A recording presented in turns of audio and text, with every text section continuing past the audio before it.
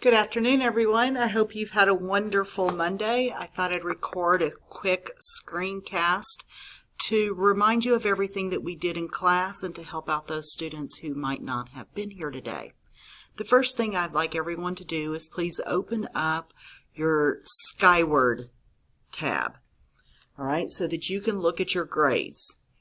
Today's a great day as we begin the second 3 weeks of quarter 2 to take a look at your grades in Skyward and see what kind of progress you're making so far. Tonight, grades are pulled for Progress Report 3. This will be the first progress report of quarter 2. And then the next few weeks, we will be working on the fourth progress report of quarter 2.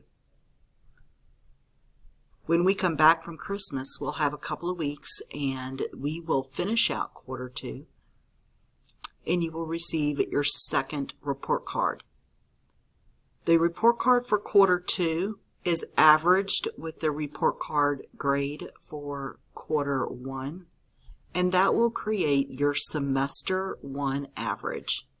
It's a great time for you to self-evaluate whether you are making appropriate progress as a 7th grader so that you will be ready for 8th grade. If you feel like you are struggling and that there is something extra that you need to help you be more successful as a 7th grader, now is the time to reach out and ask that help. You don't want to wait until your parents, your counselor, and your principal are in a position of having to decide whether you are allowed to advance to the 8th grade. Right now, it's a great time because there is lots of help available, and we can make sure that you have the tools that you need to be more successful. Now, the second thing I'd like you to do is open up Schoology. In Schoology, in this week's folder, and I'm going to switch over there, you will see 3 assignments listed that we started the week before Thanksgiving. They're dated for Wednesday and Thursday, then Thursday and Friday, and then on Friday I created the answer document for you to put your answers in. These assignments allow you to practice further your skills in identifying the author's purpose. That is this document right here, in which you will read these sentences and you will decide whether the author's purpose was to entertain, to persuade, or to inform. You'll only use these 3 choices.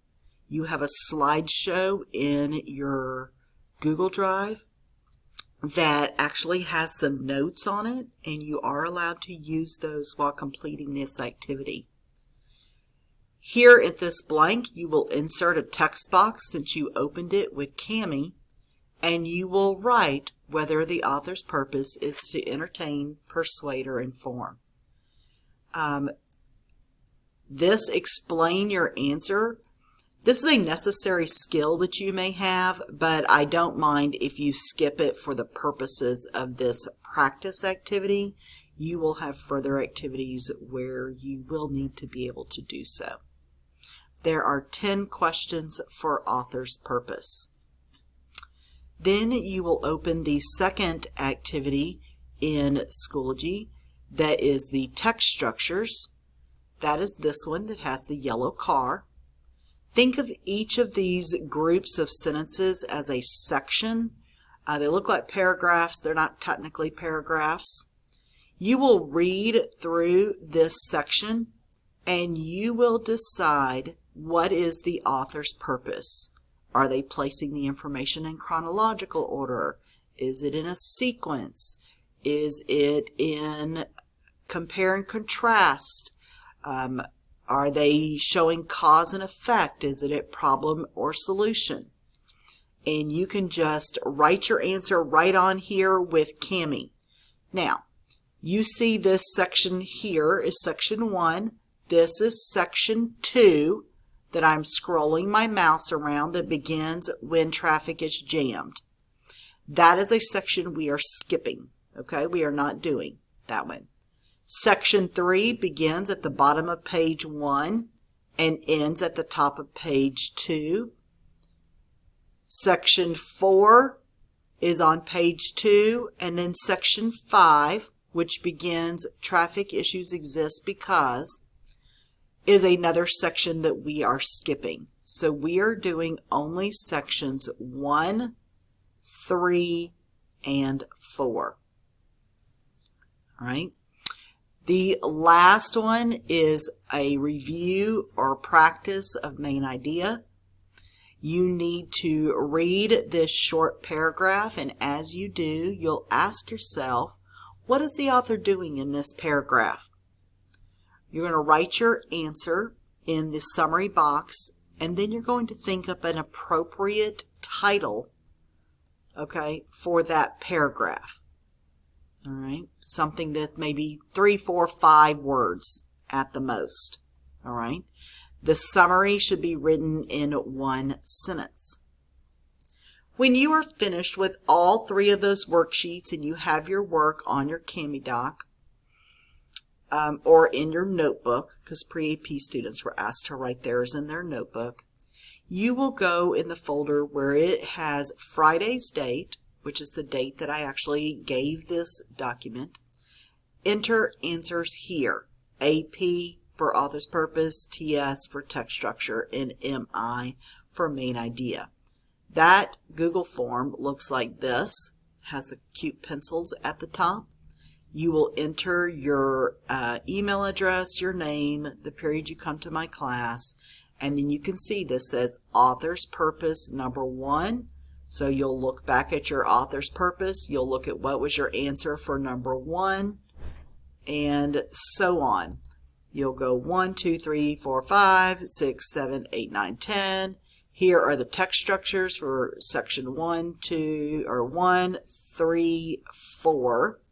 And then there is main idea, the last one, and you have to pick the words that best state the main idea. Just as you did over here on your document, okay?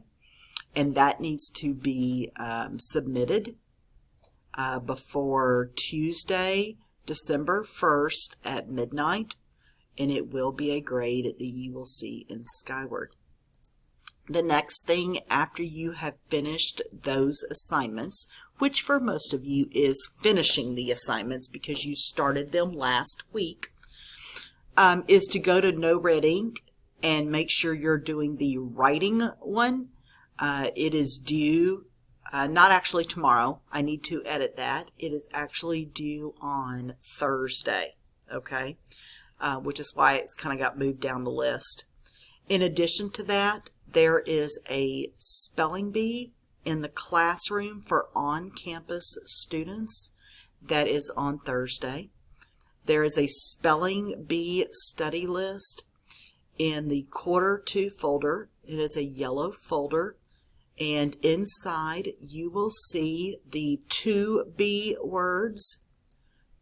The to be list begins with words that are considered to be at the 4th grade level. You can see that here, 4th grade level. I would say you can probably skip the 4th grade words and start by warming up your brain with the 5th grade words and study for sure the 6th grade words. And then the next list in the folder is the 3B words, and those are words that are very definitely 7th and 8th grade words, 7th grade words and 8th grade words. And those are the words that I expect to use in our classroom spelling bee for on-campus students. The last list is a vocabulary supplement list, and it really just offers you pronunciation guides and definitions for words that might be on the spelling list, okay? But you can also enter your word into Google, and it will both pronounce the word for you as well as give you a definition. The last thing that you should focus on for today is independent reading. Okay, 20 minutes of independent reading every single day will expand your vocabulary, expand your mind, and take you to places that you might otherwise never go in your life. So if you have any questions, please be sure to email me. My email address is palexander1@kleinisd.net, and ask me your questions. I'm real good about getting back to you on email within 24 hours for sure. Okay? But you let me know if you have something that you feel is way more important. I look forward to seeing you in class tomorrow. Goodbye.